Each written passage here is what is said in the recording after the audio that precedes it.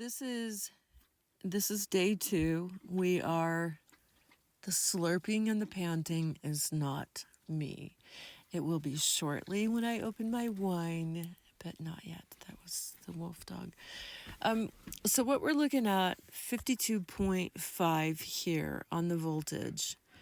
That's pretty low to hold me overnight. To hold the Starlink and the snake heater and minimal electronic charges overnight, I need 52.7 or 8.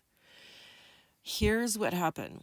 Yesterday was a cloudy day. It drained my lithium batteries down very low so that when I got up this morning, I only had 51.4 until the generation starts, which is, the solar generation, which is 8:40 a.m. here because I have tall trees on either side. That means my peak generation time, or just like positive anything generation time, is 8:40, 8:42. OCD, don't be mad. 8:40 to literally like between 2:58 and 3 o'clock, and boom, done. It's going to continue to change as the fall moves in. Those minutes will shift by a couple, but that's what I can count on, is 8:40 to 3 p.m.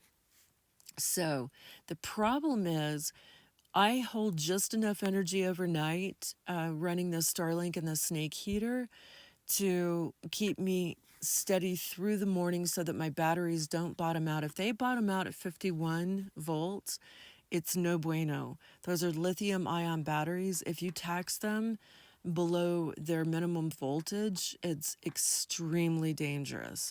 And someone already pointed out that the fireball extinguishers I have in my compartment are not going to put out a lithium fire. The point of those is to put out a fire that doesn't ignite a lithium fire. But taxing your batteries below their minimum voltage can result in an explosion, which means you're dead, which means I'm drinking wine in Valhalla and it was a good day to die. So here's the problem today.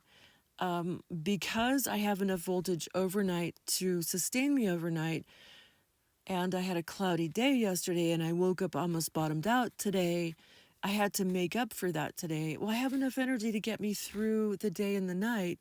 I don't have enough energy to make up for lost time due to clouds. That's where the turbine came in. As you saw, the wind turbine exploded on the last trip. I do not have the wherewithal to go through all the steps it takes to anchor my rig down into the ground. If there's an emergency, I'm fucked. So the turbine set up the way it was designed is effective. It's not efficient for mobile living.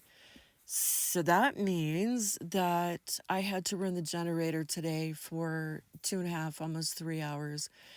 I did carry over the energy that I needed, but I don't have quite enough to get me in the comfort zone into morning.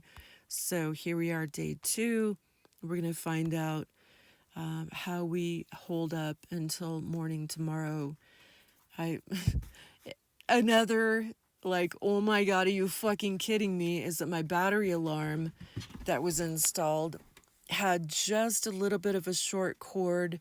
It was not fixed into the cabinet because the cord was too short, so I had to move it several times, which meant the wires came loose. Again, that's not me panting, that's the wolf dog. And so when I moved it around so much, it arced and literally blew up the battery monitor. So I have no alarm to tell me when I hit 51, which is terrifying. That means that if I go to bed tonight and it is below 52, everything gets turned off, which means I'm up here in the wilderness with 0 comms. If an emergency happens, yes, I can get away. It still takes me about 35 minutes to break everything down and drive my house, but I can drive back through the treacherous mountain roads to get to help, but I need to be able to call for quicker help, and that doesn't happen if I don't have comms overnight. Anyway, so there's the whole complicated 12-minute video about my power situation. Day 2 on the Mogollon Rim, 8,000 feet up. Whole new ball game. No wind turbine to pick up the slack. And so there it is. Sweet dreams, darlings. I'll see you in the morning if my batteries don't blow up.